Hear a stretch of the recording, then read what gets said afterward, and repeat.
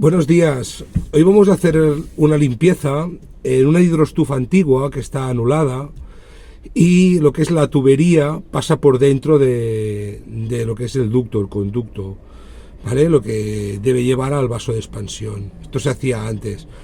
Es un problema.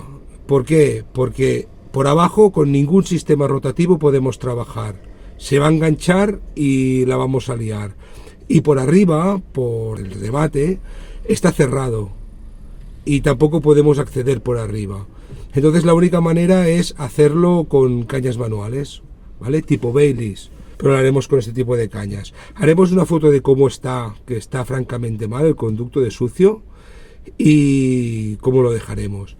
El resultado será muy parecido. El único problema es que vamos a estar mucho tiempo empleando mucho trabajo para llegar al mismo resultado, ¿vale? Que hacerlo con autorrotando. Poca cosa más. Nos vemos.